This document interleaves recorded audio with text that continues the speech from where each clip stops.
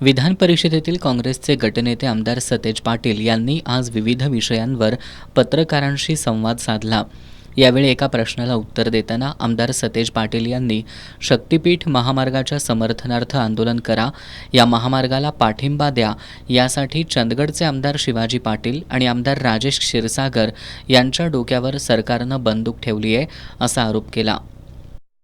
ठीक आहे, राजेश क्षीरसागरांना आदेश आला असेल हे करण्याबाबत, ते खाजगीत तुम्हाला भेटले तर सांगतील शक्तीपीठाची गरज आहे का नाही कदाचित, परंतु वरनं आदेश आला असेल त्या विचारात दुसरा काही पर्याय नाही।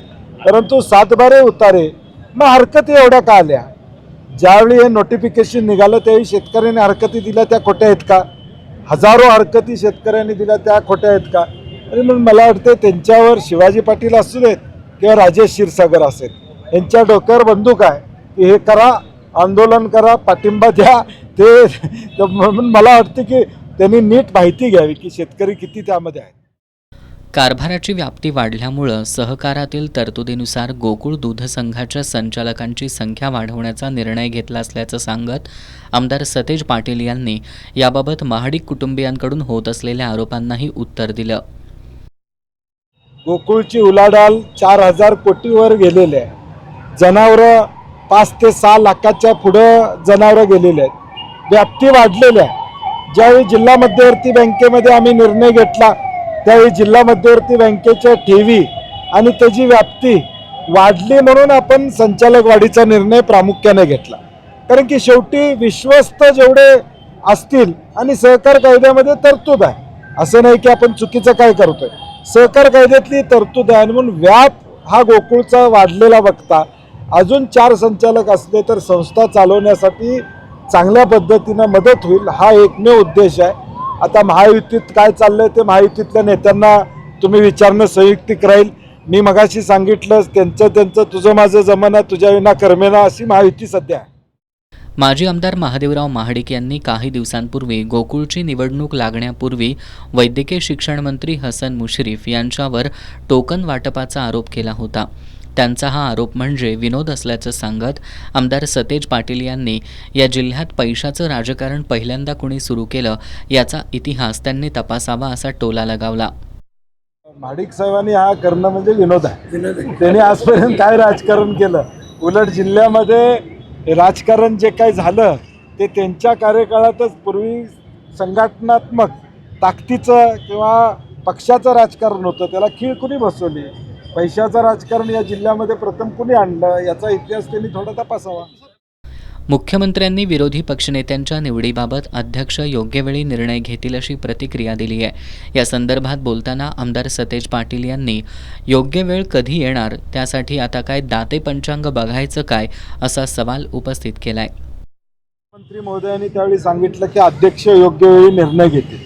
आता योग्य वेळ कधी येणार आणि दाते पंचांग बघायचं का कुठलं पंचांग बघायचं आम्हाला माहीत नाही। आता कुठली योग्य वेळ विधानसभा अध्यक्ष काढणार आहेत आम्हाला माहीत नाही। विधानसभेचा विरोधी पक्ष नेता करायचा, विधान परिषदचा विरोधी पक्ष नेते अंबादास दानवे हे 29 ऑगस्टपर्यंत त्यांची अजून मुदत आहे, आमदारकीची त्यांची मुदत आहे। परंपरा असते की सभागृह पुढचं होणार नसेल आणि त्याच्यामध्ये जर सदस्य निवृत्त होत असेल तर त्याचा निरोप समारंभ करतो। त्या परंपरेला आपण हा निरोप समारंभ केलेला आहे आणि म्हणून आज ती जी चर्चा नाही। पण क्लेम काँग्रेसचा असणार आहे काय? ते आता महाविकास आघाडी म्हणून आमचं संख्याबळ तिथं जास्त असल्यामुळे क्लेम साहजिकपणे काँग्रेसचा असेल। जैन मठातील हत्ती वनतारा या ठिकाणी नेण्याचा प्रकार हा जैन समाजाच्या भावना दुखावणारा असल्याचं त्यांनी म्हटलंय। तुम्हाला हत्तीच न्यायचे असतील तर शेतकऱ्यांचं नुकसान करणारे हत्ती पकडून घेऊन जावा असा टोला त्यांनी लगावला। आमची विनंती आहे सरकारला की या संदर्भात धोरणात्मक निर्णय न घेता ज्या मठांच्याकडे जे हत्ती आहेत त्यांना निगा कशी राखायची सांगा। त्यांच्यावर काही नियम असतील तर ते नियम लागू करा, परंतु सगळेच उचलून तुम्हाला हत्तीच घेऊन जायचं असेल तर आमचं नुकसान करणारे हत्ती दाजीपूरमध्ये आहेत, तर जे शेतकऱ्यांचं नुकसान करतात ते पकडा आणि घेऊन जावा। चंदगड बसणं हत्ती आहेत ते, हे जे ऑलरेडी आहेत व्यवस्थित आहेत माणसाळलेले आहेत त्यांना का घेऊन जाताय आमचा प्रश्न आहे। प्राण्यांची काळजी म्हणून आहे असं वाटतंय का आणखी काय यामध्ये दिसते? कारण ज्या आणि ठिकाणी न्यायालयात याचिका दाखल करून हे सगळं प्रकरण करण्यात आलं. नाही, न्यायालयात ही मंडळी गेली, आता सुप्रीम कोर्टात पुढे ही मंडळी जाणार आहेत. पण जैन समाजाच्या धार्मिक भावना दुखावल्या जातात. एका प्रश्नाला उत्तर देताना आमदार सतेज पाटील यांनी दिवंगत आमदार PN पाटील यांची पक्षनिष्ठा सर्वश्रुत आहे. माजी जिल्हा परिषद अध्यक्ष राहुल पाटील आणि त्यांचे बंधू राजेश पाटील हाच पक्षनिष्ठेचा वारसा जपतायत असं सांगत ते काँग्रेस पक्ष सोडणार नाहीत असं स्पष्ट केलं. म्हणून मला नाही वाटत हा काय निर्णय ते घेतील असं मला वाटत नाही. माझा प्रयत्न असणार आहे की ते जाऊ नयेत यासाठी माझा प्रामाणिक प्रयत्न असणार. निष्ठावंतांसाठी आपला काय नाही, मला वाटतं आज त्याच्यावर बोलणं संयुक्तिक नाही. उद्या ते दोघंही बंधू मला भेटणार आहेत. मी त्यांच्याशी विस्तारानं चर्चा करेन. हर्षवर्धन संकपाळजी, बाळासाहेब थोरातजी त्यांच्याशी बोललेले आहेत.